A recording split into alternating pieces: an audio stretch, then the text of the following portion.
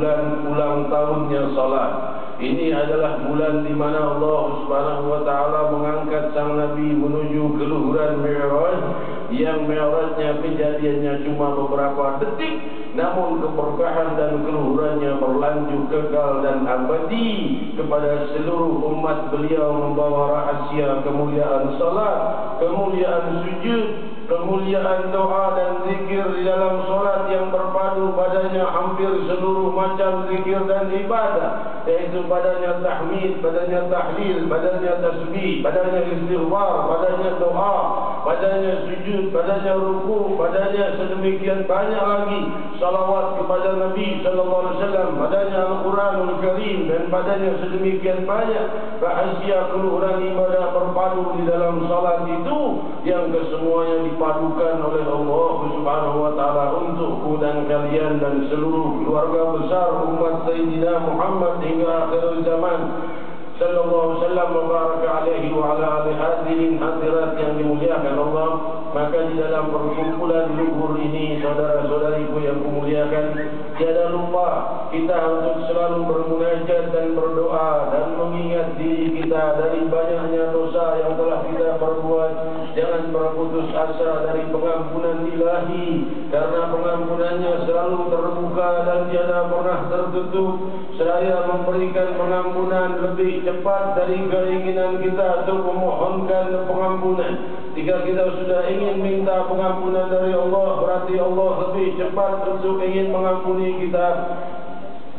Sebagaimana firman-Nya, illa man taba wa amana wa amila amalan salihan fa ulaika yubadilullahu sayyi'atihim hasanat. Sehingga mereka yang bertobat, beriman, beramal saleh, maka Allah gantikan dosa-dosa mereka dengan pahala. Dosa-dosanya berubah menjadi pahala. Mereka yang mau bertobat dan mendekat kepada Sang Maha Dekat, Sang Maha Baik, yang Maha menciptakan manusia dari tiada, Maha berjasa kepada setiap hamba. Tidak ada seorang hamba yang berjasa lebih padanya melebihi jasa Allah kepada kita, yaitu Allah berikan pada kita kehidupan. Kehidupan ini adalah hal yang termahal, tidak bisa diberikan oleh makhluk sesama kecuali dari Allah. Tidak ada bayi lahir dengan keinginannya ingin bayi ingin lahir ke muka bumi, kecuali dengan kehendak ilahi yang menciptanya dari tiada hingga menjadi sebutir sel, hingga menjadi gumpalan darah, gumpalan daging, hingga menjadi tubuh, hingga Allah wakilkan kasih sayangnya pada ibundanya, kemudian lahir ke muka bumi. Ia melewati makan dan minumnya, Allah siapkan air. Manusia tidak bisa mencipta air dari tiada, hanya mengambil air dari bumi yang telah ada, apakah dari hujan ataupun dari dalam bumi. Namun sudah Allah siapkan juga hewan dan tumbuhan untuk pangan kita. Kita tidak menciptanya dari tiada, kita hanya mengembangkan yang sudah ada. Ini semua disiapkan oleh Allah Subhanahu wa taala.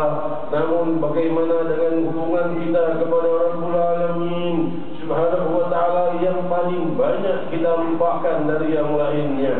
Hadirin hadirat, yang paling jarang kita ingat, yang paling jarang kita memanggil namanya dan berzikir menyebutnya. Saudara-saudariku yang kumuliakan, Seraya berfirman, wa in dakarani bina ana ma'a abdi haitsuma dakarani wa ana ma'a abdi haitsuma dakarani wa taharrakat bi syafatah.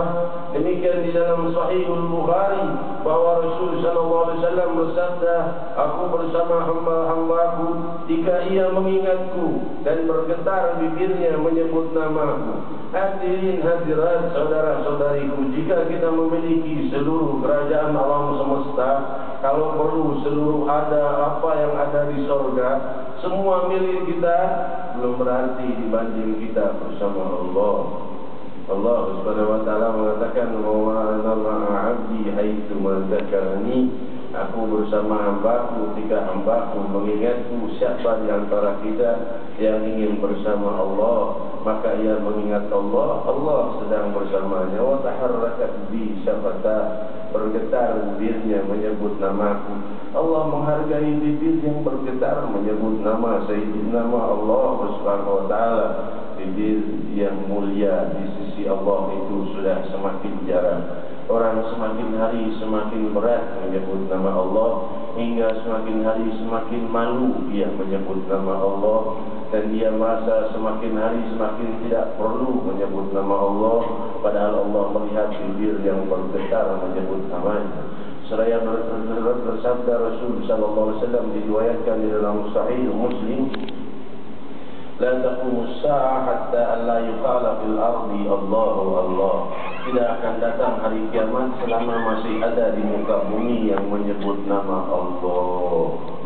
Dari umat Sayyidina Muhammad sallallahu alaihi wasallam kita lihat, alam semesta ini Allah biarkan tetap ada selama masih ada yang menyebut nama Allah. Kalau sudah tidak ada lagi yang mengingat Allah dan menyebut nama Allah, Allah hancurkan alam semesta, bukan hanya bumi. Seluruh alam semesta hancur. Allah tidak lagi menginginkannya jika tidak ada lagi umat Muhammad yang menyebut nama dan mengingat. La taqumus sa'a hatta la yuqala fil ardi Allahu Allah. Tidak akan datang hari kiamat sampai tidak ada lagi di muka bumi yang menyebut nama Allahu Allah.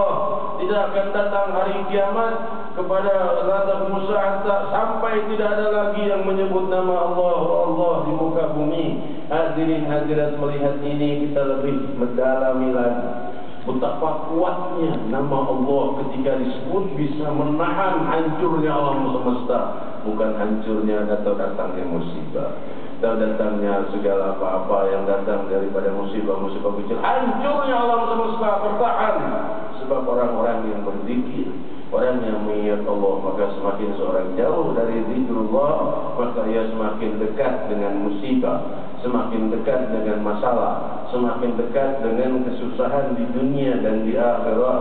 Hadirin hadirat yang dimuliakan Allah, semoga Allah Subhanahu wa taala melimpahkan rahasia kebahagiaan kepada kita sepanjang waktu dan zaman, dan membuka rahasia keluhuran kepada kita setiap waktu dan saat.